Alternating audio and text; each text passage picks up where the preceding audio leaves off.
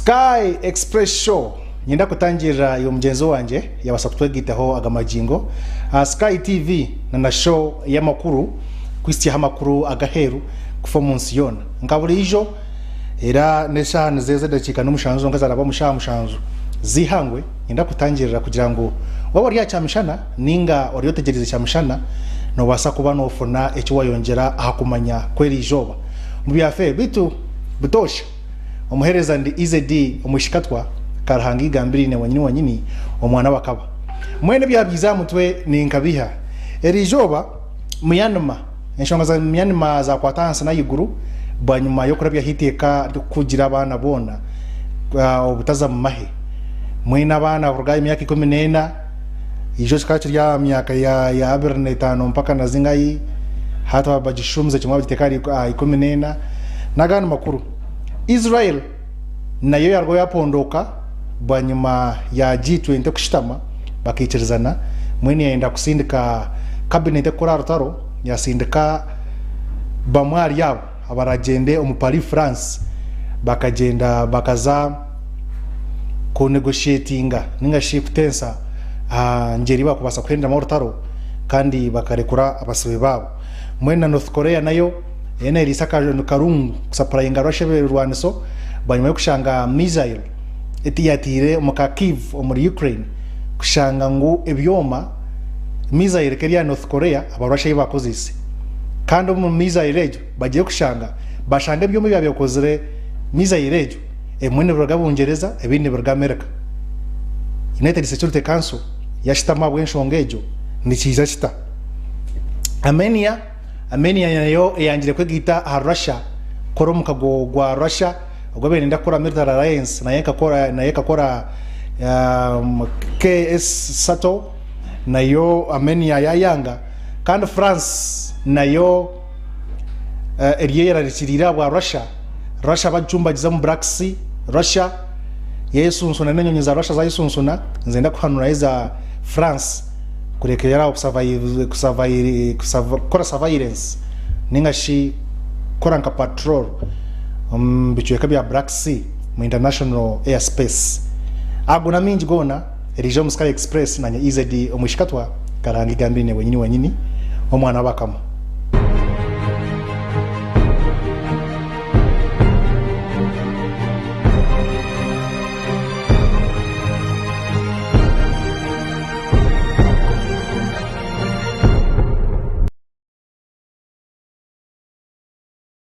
mugenzi wanje mazima yabasa kuba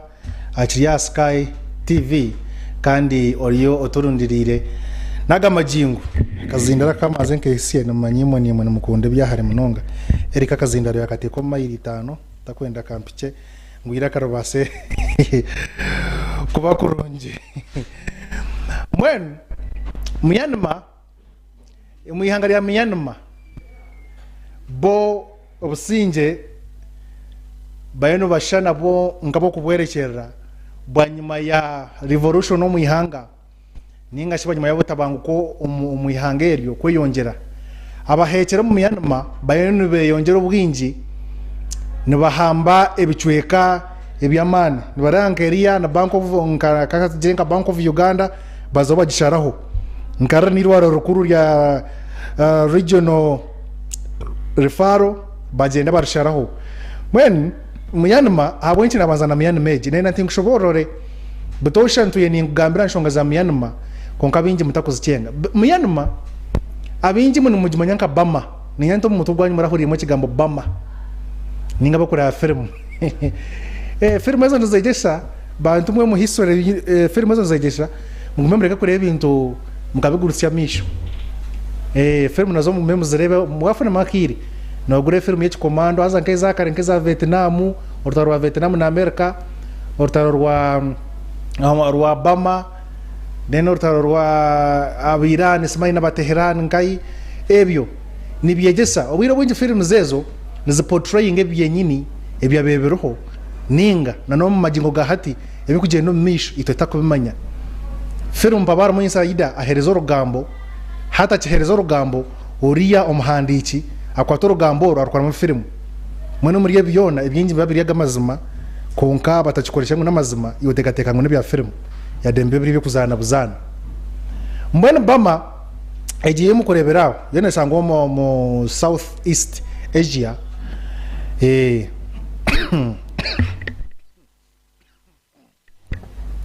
ekibuga kikuru nibacheta na Piado na Piado ko muyanuma obwa hati nebemberwa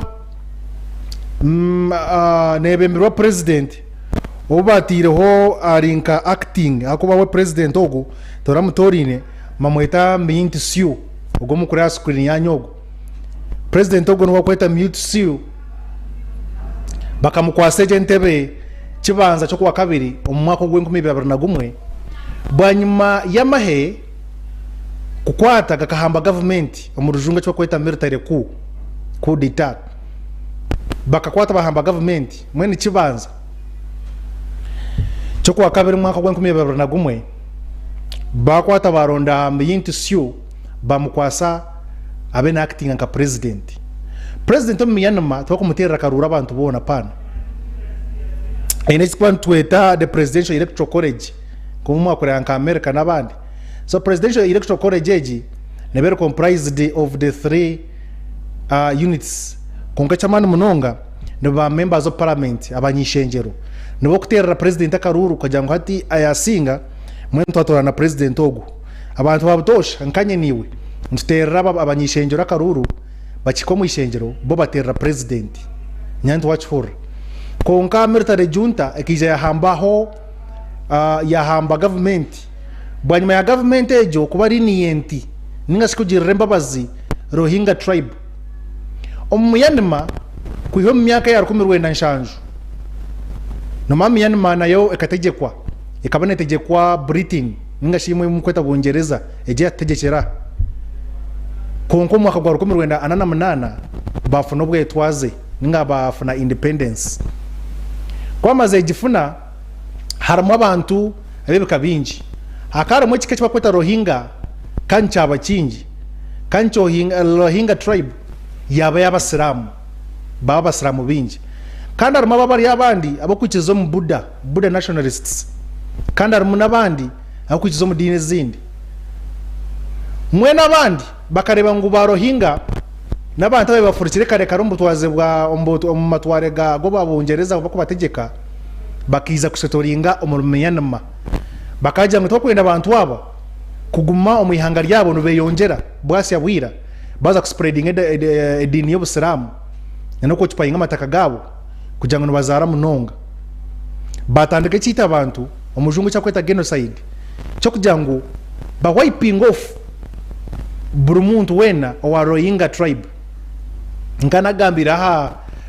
Malawi na wergayo ekazoma ICJ ekatabarza Myanmar amahanga Africa gatuyenge nagejezo mu mahangago nka South Africa kwete barize Israel mu ICJ nibikabi yabiroho konka mishango babahoza mwenu bakiza ba myaka ya 19 mu bimusya ho obutabanguko konka bwiza bwaraza mwenu kubarize bija bayo composinga batandika jo rutaro genocide ekita abantu becho yaba Rohingya government yakwatanisa na Buddhist nationalists abari muri abakwikirizo mu Buddha munonga bakwatagana government bajango hati twiyeho buri muntu wena Rohingya tumuwiping off abase kufa kugira ngo barjemu ihanga ryito rumero ryito mwenu omwezi ogwikumi 2016 batandika kweba kubgana yo Rohingya bakuyaho bakushanga ine family yona baji wiping off bajita ho mu roba giraza konko muko kubanze 2015 robaza rwaraza abwa UN kutaha mu nshongezo baraza mwene ko yabakiryaho emyezi mushanjo yamara kurabaho kabebe 25 yo kwa munana omu 2015 baka barwimusya baruhembo naga majingo bacyo bita abantu wabo mwena baruhinga abana bakwahuriye bashagizibwa mununga banyigizizibwa batandika revolution omunda kugira ngo berwaneho mwene cyabire echo niteka twerwanaho tubatere tubase kwe defendinga kandi government munaturema mwene ombwa hati arapota negira ngu amahega muyanma government amahega gihuireho akwa bingi bona babisire bahecha baresraman mbajangwa amahega muyanma gari M2 15 yonka kada M2 15 aha amahema twaro umushanju nibo bonka combatant minga si combat soldiers aba trained abakwasa kurwana abakwasa koraki abayine full training yamahe mwen omutoro munane kusigaraho aba amahe M2 bana 10 kandi baba nabafunire obuta babanji abinji bakiruka ngo mahe bakadizatinga abinji nabo twakwenda kurwana basinga twakwenda nabo mena kurvotinga kurgayo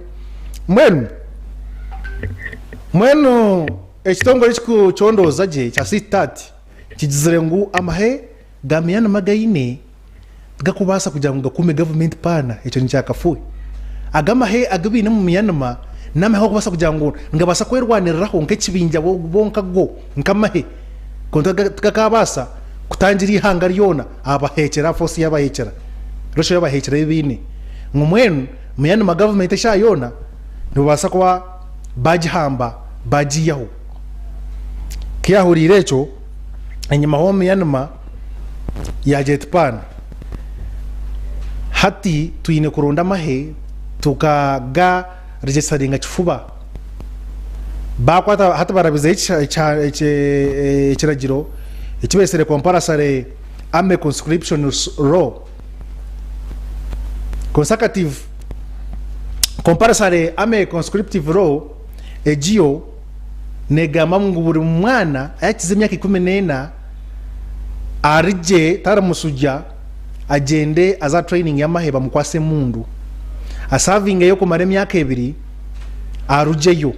konka buri mwana atari ya myaka 14 ko yongere ruguru bamukwase mundu amuteka training aze kurwana saba hekera komaze kurabi heke handi kweki abantu baragayo ito shaba kushoma na mahenyi mahao Sky Express ngana kuzirenti baka hinguze kiragiro cyo kugira ngo buri mukazi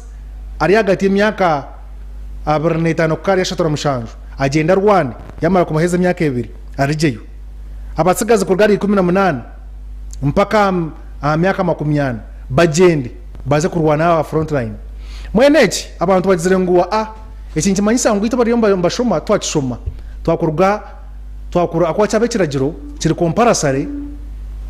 bakushanga nko mukarasa no mutwe bakukora bakutereza mugongo babatakutirisa siryo mutwe nganda ati WhatsApp mwana ati onoenda mwenko niyo buso mwene bakushanga omukirasi basa kufitera nkenko niyo buso batu niyo buso hey mwen abantu nyamwinji omumiyanema batangire kwekizitinga bakwirukanga ihanga nyenda kusiya ngo mbwire bwarigira hawo mu mwaka gwa 10 za cyasheze cyendomwe kuba atangire mu kurwana kwinyi munonga abantu binji bakirukanga baza Bangladesh na mwenu ngo mahanga getoriri Bangladesh byayo tibirunji eyinkugambira population y'abantu ba Bangladesh ubahaye gukora yo ekibara abantu mu mwaka gwa 2021 ekaine population ya milioni za 8.8 y'abantu bafutura mu konkati bagenze nebeshara mpaka agargo makuru and is even ordering retired security personnel to serve in the army. Various visuals showed long queues of people clutching documents, scrambling to figure out how to avoid being sent to the barracks. Under the law, all men in the age bracket of 18 to 35 and women in the age bracket of 18 to 27 are required to serve for up to 2 years under military command.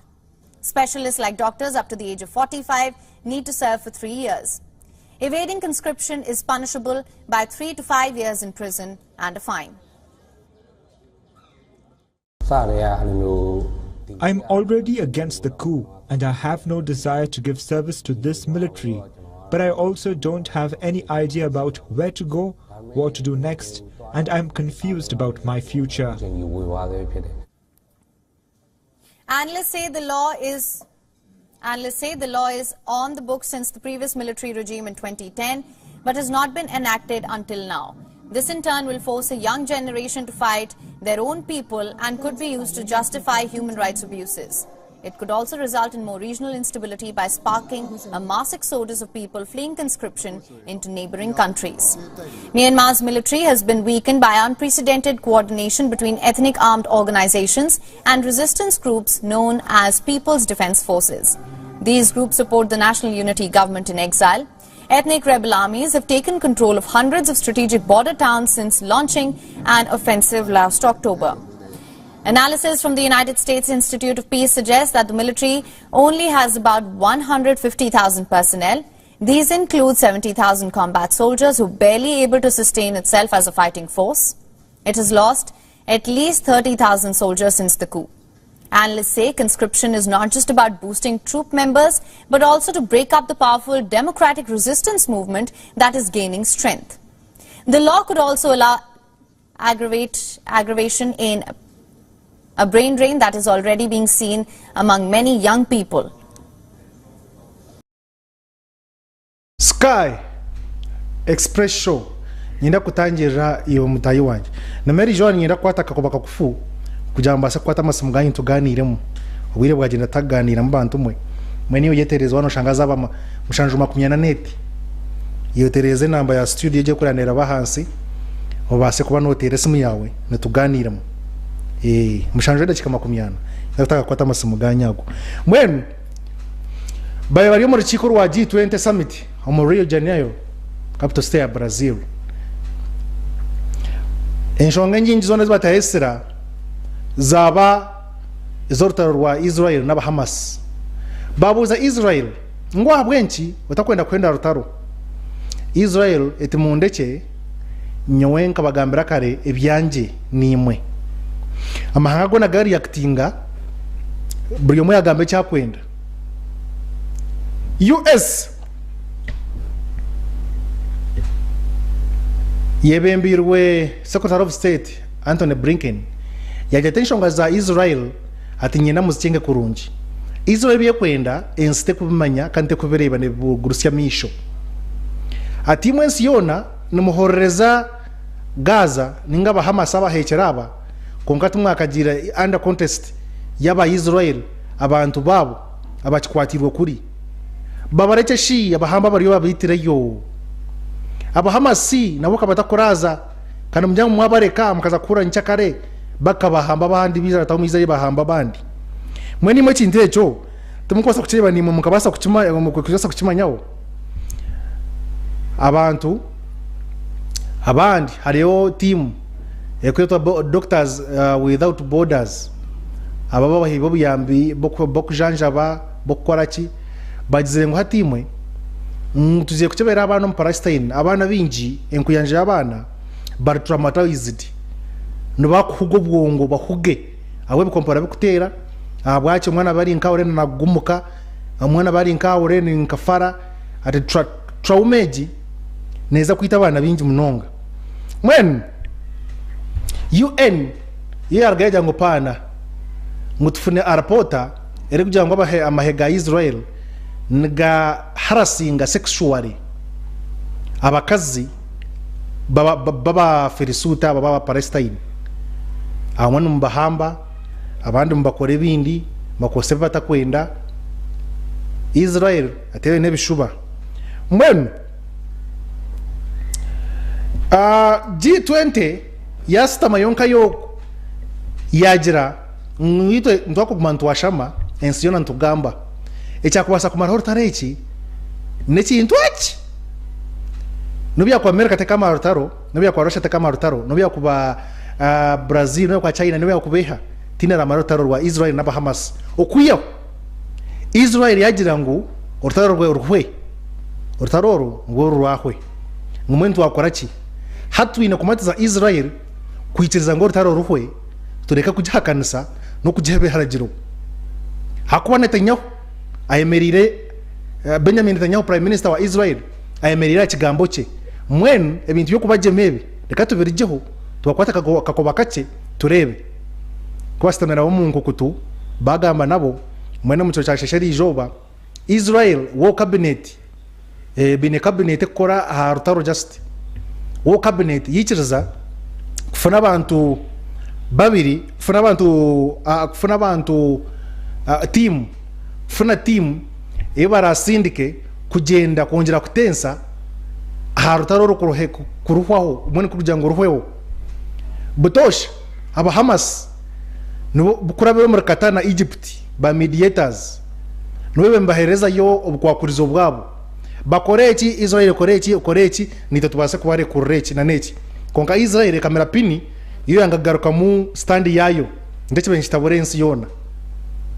babuza shiri mwenda ki bajangu aba Hamas bashaba numurebera kimwe no bukodyo nkandi no gamba ki yijangu plan yitu nito tujine mu muturijo konko batwa bakwaseka ko bakache yikiriza kusindika timu orutera noru ndo kugenda Rustame omupali imabinjira mu geta Paris there to ino mutati na Daniel kana nshamisa history 3 umusini ya katano nwanye gisaka gambo ka Paris kana dictating so no bageta Paris capital state ya France mwene ni korbo ryoko utargambo tunyoni za Paris no shwara mwene yokega kurgeri jobo muskai express na nyinga kiara mutati na Dan director wa citizen oku akanye history 3 capital state ya France mayeta Paris mwene Paris mpaka kugenda hastame yo Egypt na Qatar na timu ya Israel na timu ya Gaza bashitame bichirizane hariyebyo ibase kurga umurtaro nojango hati itibi agendera at least taro step taro masko Egypt yargo ya responding ngariyecho agargo makuru. Lines of a G20 foreign ministers meeting taking place in Brazil. US Secretary of State Antony Blinken said that the United States is focused on getting an agreement to release the remaining hostages. And he also spoke on the latest US veto of a Security Council resolution, saying that it was actually silent on hostages and that the timing was not the best. The conflict in Gaza between Israel and Hamas. We're focused intensely on trying to get an agreement that a two-state solution as the only path to peace in the Israeli-Palestinian conflict. This comes even as fighting rages on in Gaza. Palestinian Enclave's health ministry has said that in Khan Younis, Israeli forces raided Nasser Medical Complex. Shortly after withdrawing from it, the World Health Organization said that it is aiming to evacuate some of the roughly 140 patients stranded there. Whereas Israeli airstrikes continue to hit southern Gaza's Rafah on Thursday, a mosque was flattened and homes were destroyed. According to Hamas, the death toll has topped 29,000 in Gaza. In the last 24 hours, at least 97 people were reported killed in the besieged strip. The head of Doctors Without Borders told the United Nations Security Council that children are traumatized, while the United Nations said that it is worried over the impact that an invasion of Rafah by the Israeli forces will have on the civilian community. The UN has said that it has seen credible allegations that Palestinian women and girls have been subjected to sexual assaults, including rape, while in Israeli detention. They are further calling for a full investigation. Sky Express Show ntoyenjera kumanya no mandi yo nyirukanga kugira ngo atamase muganyu nyamwazyo go Victor Munyibanda na kamusime jo shogomo washitagata shema baburize ekibuzo kamusimo go warukunjira nawe ecyatira Yesera ekimwana cyane tachi ansaringire mwene natiri nyanda bayomba jangu katato gambera habya Israel abahuthi abana bahekera abokushangwa muri Yemen abatuyire bateganisa ensiyona ibyo bushubuzi by'ensiyona kurabira mu Red Sea ngarabagamento Red Sea nerabya mu nka 90% konkobwa hati global maritime ensiyona ubushubuzi bw'ensiyona bukoraba mu Red Sea ni constituting to 12%. Agandi kakahindura gajagetorore Africa hansi o Mediterranean Sea mpaka no Pacific bane kwetorora kugenda getorora mpaka gabone kugenda Buraya konko muhanda kumkureba aha controller bampere mape ja mutwe ziba jirebe hato mwako umwanya gumukureba ogu ninjangu numureba Arabia Sea aheri numureba Gulf of Aden aheri then haro hingao ninjani mureba mu Yemen aho mu nshonda Yemen ekwenda kwata na necha hansi echo haro ka corridor kache katko kurabaho wargo mu Gulf of Aden nagamizi norabaho hata ka point ako eje mu kweba side yifo nubajeta de Djibouti iriyo mu Africa kuno na Africa ya kuno Africa then area Yemen ejo no South Asia ejo no West Asia ejo then Yemen imo kurebera hekusonga ka point na Djibouti mbaheta Bab al-Mandeb Strait Bab al-Mandeb Strait ngoko kareba nkakantu wako nakantu kache abahuthi omuri Yemen abahuthi nabahekera abatakwikizana na government ya Yemen nabo bari yoko nobenda kuhamba government ya Yemen konka batura bakibare misi konka bo bakahamba ho icyuye cya Western Yemen yona na Southern ejo kureberaho bahamba ho byo miza onoma abahekera bono bayenda byemfuna ibiri mwene bakahamba ho kujya bateganisa amato gukora baho go byo busubuzi mwene ugo nibagwera ambushaho bashaka kutera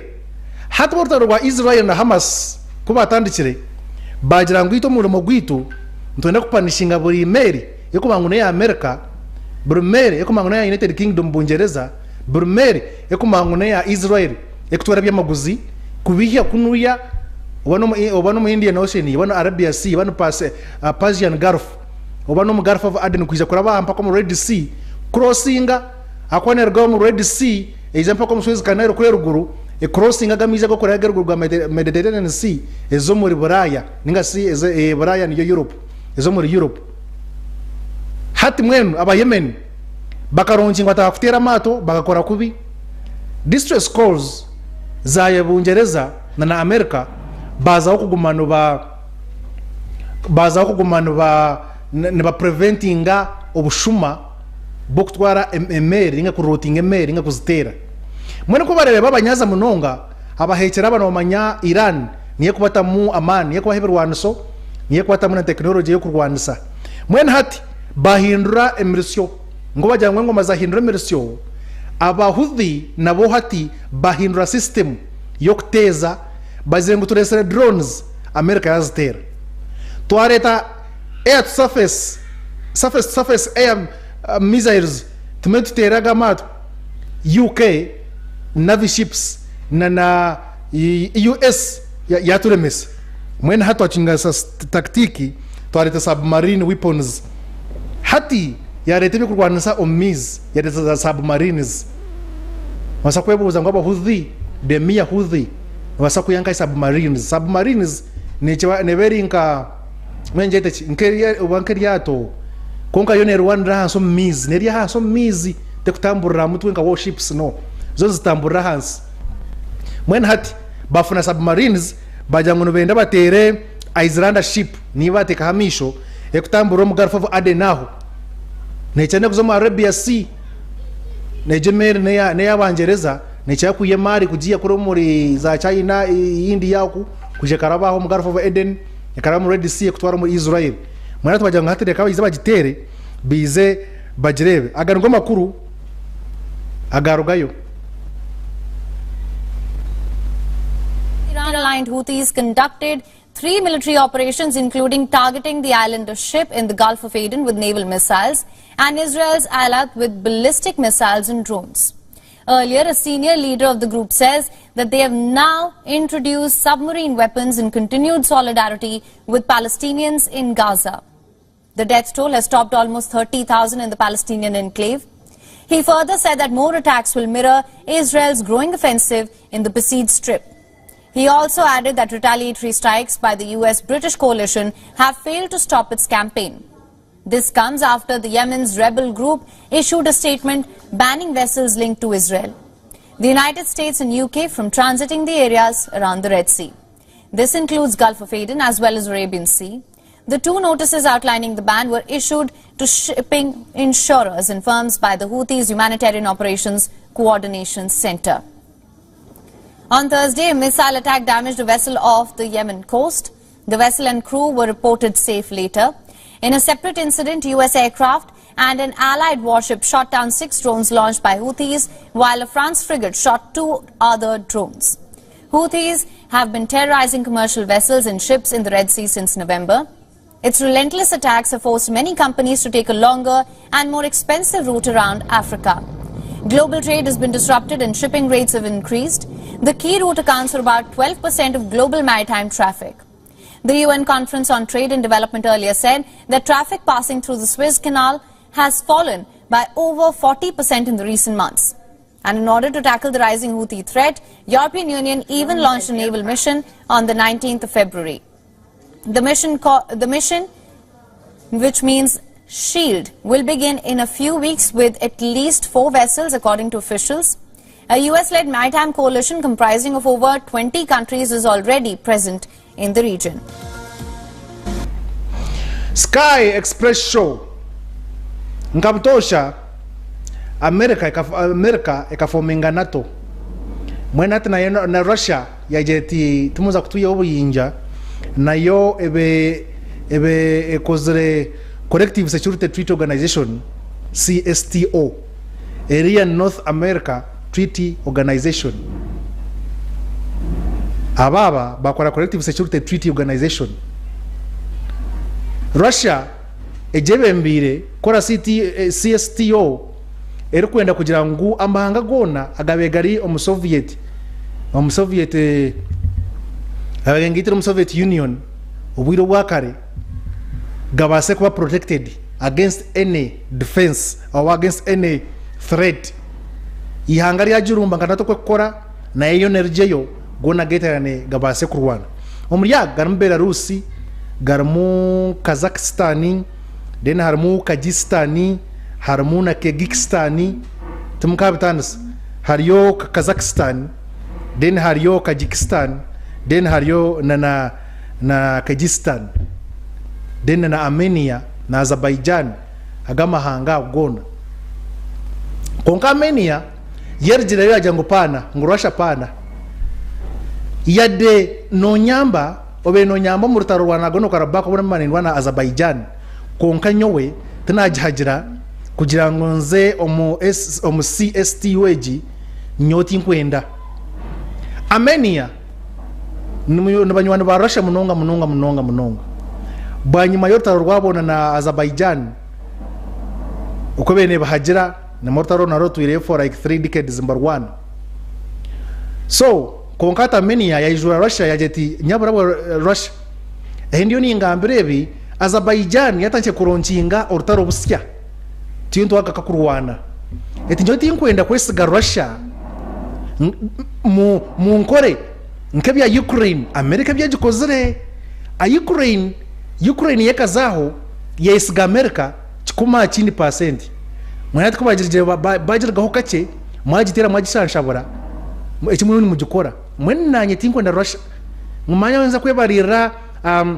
CSTO nyekinde buri hanga no kwefaho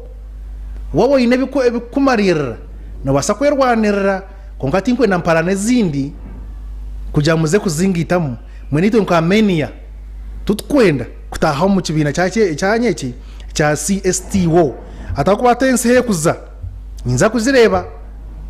agano makuru. The grouping's purpose is to ensure the collective defense of any member that faces external aggression. Pashinyan has in recent months expressed discontent with Armenia's long-standing ties with Russia and said that Armenia could no longer rely on Moscow to ensure defense needs. He had suggested its membership of the Collective Security Treaty Organization was under review. The Armenian Prime Minister told France 24 television, and I'm going to quote him here, "We have now in practical terms frozen our participation in this treaty." He said there was no discussion for the moment on closing a Russian base in Armenia. Now, Pashinyan stated that Azerbaijan, with which Armenia has fought 2 wars over the past 3 decades, was not adhering to the principles needed to clinch a long-term peace treaty. He suggested that Azerbaijan was preparing to launch another attack. hati nyamajihura Azerbaijan ebene launchinga ebene preparinga kugira ngo itandika urutaro rundi nyina kubise kugira ngo urutaro rwa Azerbaijan na Armenia rukatandika kare na hata hinkugambira mu within 24 hours abasirikare bana baba Armenia barijire kufa controller bazanyire gundi basoke barabe utaronga wairuri eyimu kurebejo niyo Azerbaijan hata yaho niba kweta Nagorno-Karabakh necweka ekizwiremu abantu ba Armenia abizwiremu cweke kibona ethnic group emu yona ne Armenia konka itaka rikabari area Azerbaijan kuyakare nakare aba Armenia bari ochpayinga kuba maze kuri ochpayinga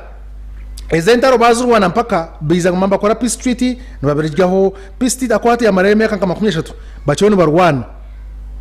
mwen umwaka kwa 1999 Armenia yasinga Azerbaijan amani Russia iri kujiyamba yatware chweka cha Nagorno-Karabakh yatwaramu echweka cha Azerbaijan yazom UN Security Council yajereti echweka chona international law kane recognizing Nagorno-Karabakh as part of Azerbaijan. How come you can't support me to retreat or to retrieve echweka chanje cy'abantu banje Nagorno-Karabakh? Mwene kina beningambe ebyo urutaro rwakwaya mu 2020 urutaro rwagaruka mbatere mundu bagitera mpaka mwaka guhwire 2023 omugwa mwenda Azerbaijan yasinga kurungi Armenia yagisinga Armenia yiciriza yatwara cweka cyayo yakigarukana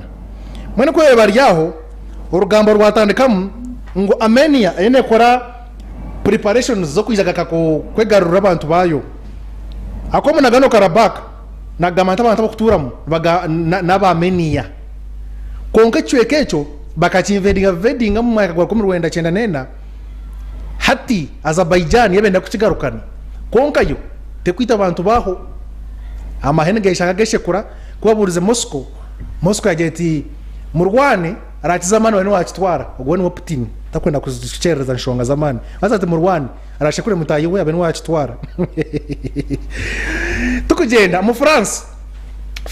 bariyo na papa munonga bwanyima yo kureba ngo Russia eriyo ne ba provokinga Russia France ebe no mu goko observing nga shigo gukora spy ukuyorta rwa Ukraine na Russia rutandikaho hati France bene bane nesinike nyonyondwane zugumana zirebesereza umahanga agahihi mwena aga NATO na boundaries kugira ngo Russia itakahazambuka kugira ngo ize kubarumbayo omuryago bene beto no mu international airspace tine mukama waho Black Sea hati Russia izire ngo nyenda kusinike nyonyo zanje zibinge nyonyo za America zibinge nyonyo za United Kingdom zibinge nyonyo za France omu Black Sea omu airspace ya Black Sea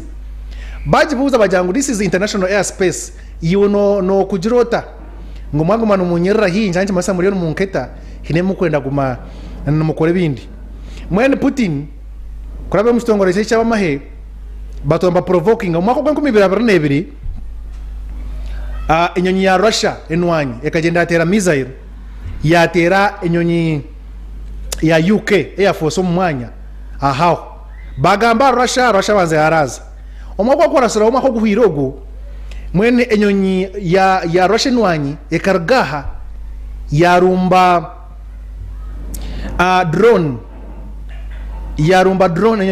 drone yaba America yagisuka mashita kegisuka mashita enyonyi ya crashinga mwene hati ishaheji Russia inaitinisiriza kugira ngo ne kusindika enyonyi yamakore enyonyi ya France yo no mwanya egitere bishe butaka mwene hati amakuru nako ngagariyo ngaruka n'amasimo ganyu system, or AWACS surveillance aircraft. The military spokesperson described the incident as unprecedented for a French flight in that region. French Air Force pilots regularly patrol on the eastern flank of NATO, part of efforts by the 31-nation alliance to boost its defenses since Russia launched its invasion of Ukraine in 2022. Now, the French flights include long-range patrols by its AWACS surveillance aircraft flying high above the Black Sea coast. They use their powerful radar and other surveillance gear and equipment to peer across to the Crimean Peninsula. Remember, Crimea was seized from Ukraine by Russia and annexed in 2014. The surveillance flights can spot missile launches, they can spot airborne bombing runs and other military activity in the Ukraine conflict. Russian pilots have at times made clear that they do not like being watched. In 2022, a Russian fighter jet released a missile near a British Air Force RC-135 Rivet joint surveillance aircraft that was flying in international airspace over the Black Sea.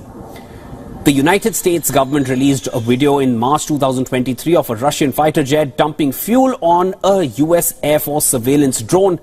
The drone crashed into the Black Sea. Sky Express Show ejo ni Russia uko kweshunga. Yes sebo. Why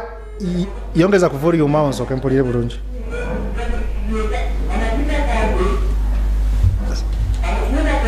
Yes sebo.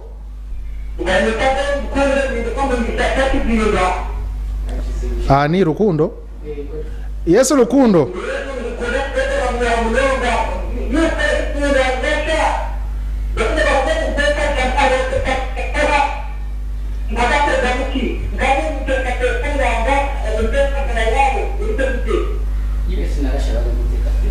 Yes, abuziza ku yose na Russia. Okay. Yes, sebo. Abuza ku US na Ukraine. Yes, sebo, hello. Bantu mwatere simu gambi izina lyawe nayo watera nimba nkurire buri kimwe cyona tuje no misho.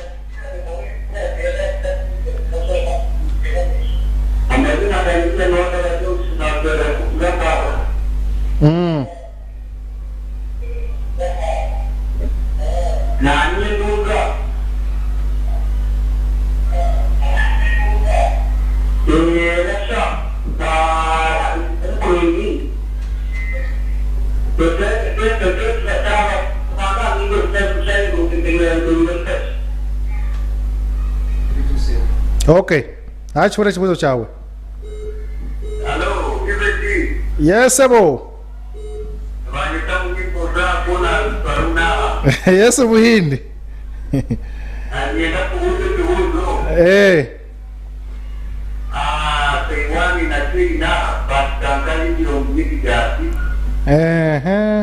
Okay. Eh.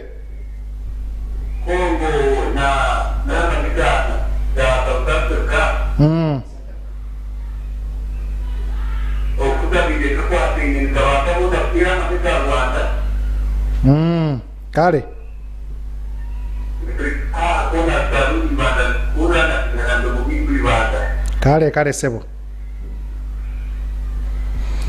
Hey. Yay. Nina kwanjura aba Global Anti-Corruption Initiative Limited.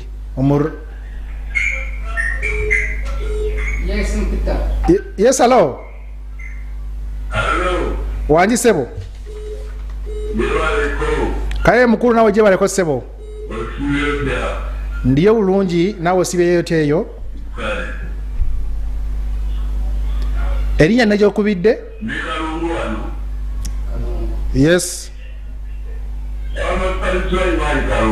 Yeah, Sulaiman.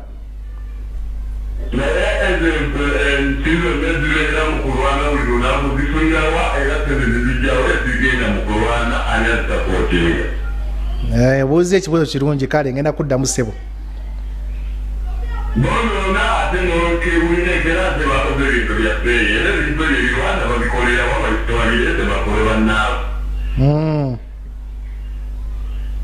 kare yo ogwene Sulaiman omure karungu nawe yabuze kibuzo cyecho buzimazima tukugenda mu misho budakika bene bugenda nyenda kwanjura aba global ni nyante simu bozere kiraho kacyemanze nyenda kwanjura aba Global Anti-Corruption Initiative Limited kine kitongore ekikuwanisa obuhenzi bw'amateka ekitongore ekikurwanisa obushomanguzi ekitongore ekikurwanisa ejemishango yomuka ekitongore ekikora mishango ejetwire mu court etakwenda kwa aba nibagira ngo basa kubesiga base kubenga bo yawe wano mangu to yine chihoreza uriyo mu mushango na no mugigo ndije kwasa ku kutambuza mushango myaka nk'etano iyo bakirire babasa kutekomora muza pressure hinengeri bakuchikoramu kugira ngo muramuzi yacho mwencha muyanyu kandi yacho mu kurungi atagwera rubaju bo nibabewe kwata nibajyango nibenda bakozi obwa hati okubasa gukora offices zabo bine offices zo muri Mbara bine Kampala bine Mbare guru konko bwa hati nibenda bakozi okubasa kuchipayinga offices muri Mbare hamwe na guru aba nibaronda baroya auditors accountants receptionists marketeers ingasiba kitunzi then bine secretaries na journalists abanyamakuru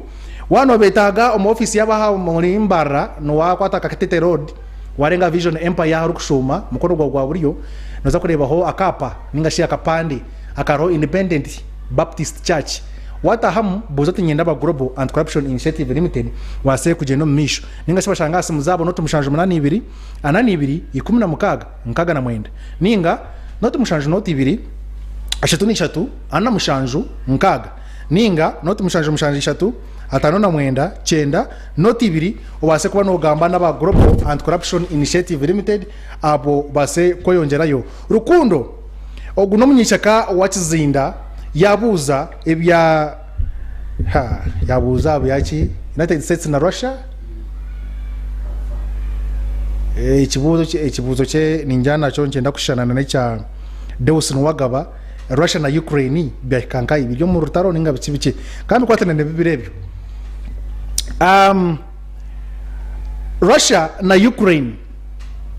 no hondi zabuza Russia na Ukraine they are only those two Dawson wagaba na rukundo Russia na Ukraine everyone sobekajwaho abantu omuhendo gw'amahe gwajwaho aman gayongera kimwe kuba make obuyambe bwebe nefuna bukaburi bwa America okwetendana na Russia yenda supporting Ukraine ibase kutera Russia ehunge egarure byanga bya Ukraine bya behambere egarure Ukraine konka kizire kubamu n'ekihanda John Trump go mukurebera Donald Trump we Yohano Moreba yakagenda atekamo munwa abanyishengero nga basenata abanyishengero abari card yekibina cye ekyakurwa ati Republican Party yabajeti Biden na Democratic Party yona kuba rete kitenso mu kirubatirre bazo mu ishengero kuba resere bill bakamba ronda sente zo kuja bongereho bashagika Ukraine Trump yarabero mbanyishengero Trump yarabero mbanyishengero bachereza okupasinga that motion kugira ngo barabye mu kitense cyo cyo kwata sentezo base kuzirabyamo baherezo buyambi Ukraine mwen bagita mungu yetari composed na border security bill baiterana na aid bill yone be birage babone kujiyamo hata kwakurizo bareba ngo muri aid bill tine kwa defeating bakwato borders bill bagiterana ebihumuka ebihenjere bituri bajangwe borders bill utekufevaringa yensi yona bachereza ubuyambo mu Ukraine yabona bungereza yagumaneta yoka ubuyambo bwine sente yabaha nanche konka largely ningash entire support impango ekenergo muri America bakuchera rom parliament kunuya kushara mu kujangu Ukraine baje sente obuhumbi nkaga kujangu na nebirwanso Ukraine kunu yatakwe kwaterera kugumanero ndamahe omubantu ne recruiting amahe konka nabo abatar trained ekibatekaye babatera Russia yakosomu gishogo yahambe bibuge bindi hati mbagizenti yambukire erije kuhamba ikibuga cya Advika hati ne yambuka neza kuhamba Ribotin ikibuga kindi mwena ati Russia igiziro mu mwingi tiyakoma habchweke byabe hambere buri hatire yenjira kwa advancing mu Ukraine America yeta kabasize kora ki kuteka yo ubuyambo bundi echechi nico kigura Armenia amisho ekango mukago gwa Russia akwana yajangwa Armenia ni mu Russia ni mwabasa kutukoresha Ukraine tubesije hagati y'urutaro mu pouring out kandi tutubona bone batushekure mwen muhindi muri banda ko na Sarun wabuza Taiwan na China byahikankaye Taiwan na China na chongera kuteganisa Taiwan munonga konka wikeje wireji America ekasindika team America ekwasere team ekwebemberwa owechibina cha Republican Senator mochibina chibina cha Republican bajeno Taiwan kurchiza nshonga zayo bakarebe nshonga ebembarwana na Beijing China bakawasa kuzitaha mu butunu kureba ngo nazo izishonga zanze nda tension yamani China nayo bagitaho imbagikange America mwana rutaro orubagenzere kugira ngo baze yo bacencure barebe nshonga izahika taruna mwenda mukama wanje zagende yabuza mu kugwa sadaka na RDC na bambe na DRC basa kudefeatinga Rwanda yes Rwanda yo hati abagitira akasone bingi America kajuwoni ngo rwa mukaga ihama hegayo ekikumanyisa ngo at any time very so soon America yone korra bintu bya Yohansi mpora omuchama noza kwa no mangu no Rwanda sama hegaro ga Congo oshanga America no kutera America yita ine nshongo hati yo Rwanda wana reba ngo oryo ino businje oyino bushinja bwingi wabyama wafuruta wagona haniyo mu Rwanda waza kutegana nshonga za Congo America nebasa kuronda hatinka uprising ninga nebasa kuza omuri Rwanda if no opposition ejiteke bamani ejiteke muri Rwanda so bimuke yo civil war hata buruka yo rutaro rwa Rwanda hata Rwanda focus no dufurura ojiyari Congo M23 obushaji cyoboreta kugira ngo Rwanda saba hekera that's how ezense zikura kurinini nze kuzukuru wa Northaro zare baza kugiteganisa zote zikuruma ngo zikutere nizurumba omuyihanga ryawe zifuna kakabinja boko kakanisa zaherzo buyambi emundu neberwanuso tactics batakakutaburi hanga akatabango kazo muyihanga automatically Rwanda kurnergayo egara attention omuyihanga ebembya kwa biriyo Sulaiman Kalunga buziza bano abatandiko rutaro bafunina muwa munange ense nyingi nzaza kwenda kutandika rutaro konkortaro that is the invisible hand ekuberumu tuja nzazi inesente nemangu yatandika rutaro kurwana neza kuronda allies ninga shezensi ezitakwendezana na neriyense ibarumba hati ababa ba allies bagumeba bahobu yambi financial assistance military assistance hati unefunamu hati ngesheza bahita bahuthi no mako bafuno muri Iran bafune birurwano so byona ebiri up to date aboje nshonga no mayamahanga hati nka Ukraine nayo katandika eketa kwenda rutaru konkana manager kufuna assistance efunena no mwagana akwata no rutano no rwakwa ebitunde bibahambira Russia yabahambira oya ngatu emerezo rutaro Ukraine mpaka America ragumane passing budget eri kwereza Ukraine sente mpaka begarukireho abo kugira ngo America ni yabegitire mu munwa mwenense nyingi nizitanda ko rutaro kugira ngo zibase kufuna mu cyamani munonga mwebare munonga buri moya basa kuba asa munana mama edawe dekikazinde se nakora musya baguraja enoka baramaga youth council chete sub county webare munonga kubori yoko baramaga enoka ni nakora musya muri cyenche bandebere minyeta cyenchejo wasaje cha district niwe nakora musya ekikora tano nice time muri show mwena batera masimu rukundo watzinda Deus nwagaba muhindi muri banda aho Sulaiman Kalungu munakalungu kale mwebare munonga mwena kuba muri yo ni ma Joshua ni wawuriyo Victor Kamsime rukunjireyo mwena mwebare kwa muri yo kurgahati no kusya mande nja kwa nimba letera Sky Express show ekikora taho last time nuko show ize boy king ariyaha ina tumera Eric camera Peter control room and Easydee Omwishikatwa karanga mbili ne wenyewe nyini omwana wa kama obusinji